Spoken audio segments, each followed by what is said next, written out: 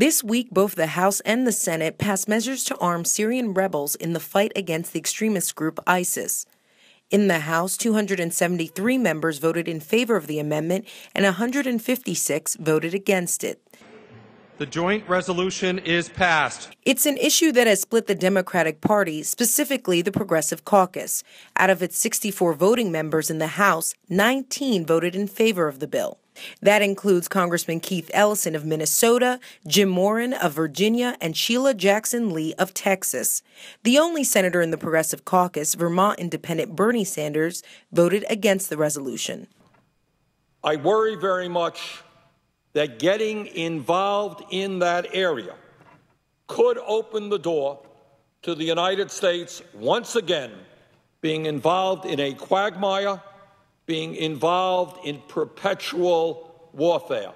And what happens when the first American plane gets shot down or the first American soldier is captured? What happens then? Already I am hearing from some of our Republican colleagues who are already talking about the need for U.S. military boots on the ground. That's what they're talking about today. And that concerns me very, very much. So, Madam President, I am going to vote against this continuing resolution because I have very real concerns about the United States getting deeply involved in a war that we should not be deeply involved in. At the end of the day, if this war against this horrendous organization called ISIS is going to be won, it will have to be Saudi Arabia, it will have to be Iraq, it will have to be the people of Syria, it will have to be the people of that region saying, no, we are not going to accept an organization of terrorists like ISIS. Most Progressive Caucus members agree, like Minnesota Congressman Rick Nolan. He voted against the bill, saying he left the Obama administration closed briefings with more questions than answers about arming so-called moderate rebels. But we've already been supplying the Free Syrian, the so-called Free Syrian Army. And most of those weapons, again, are the very ones that end up in the hands of people like ISIS and being used against us. Democratic Florida Congressman Alan Grayson also voted against the bill. He said he would like to see countries from surrounding regions deal with ISIS instead of American forces. I wrote letters 2 weeks ago to 10 Arab countries, 10 Sunni Arab countries, saying, would you supply 5,000 troops or more in order to fight ISIS? The Arab troops have an enormous advantage over U.S. forces. They know the language. That's a really important advantage. They know the terrain. They know what it's like to operate in a desert country like that. They also know the culture. Ultimately, and perhaps not so ultimately, ISIS could become a threat to these countries. The Iraqi area that ISIS already controls has a border with Saudi Arabia. Maybe they will start crossing that border. But the administration doesn't seem to be interested in doing this. They're not interested in even proposing it. They're not interested in getting the Iraqis to accept it. Instead, they want to do something utterly ineffective, which is bomb, bomb, bomb, bomb, bomb, and keep your fingers crossed. Bombing Iraq and Syria is a part of the strategy that Secretary of State John Kerry brought to Congress.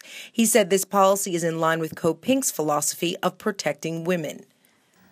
Code Pink was started by a woman and women who were opposed to war, but who also thought that the government's job was to take care of people. And if that's what you believe in, and I believe it is, then you ought to care about fighting ISIL. Code Pink and a lot of other people need to stop and think about how you stop them and deal with that. So, I will. Let me make it. We spoke with Code Pink founder Medea Benjamin, who says Secretary of State Kerry should be thinking of diplomacy instead of war. Well, first, Americans should understand that this is insane, that it's not going to work, that the Syrian army is, the Syrian rebel army is divided into literally hundreds of militias, many of them working with ISIS. In fact, there has been a non-aggression pact among some of them in ISIS. Their main focus is to defeat Assad, not to defeat ISIS.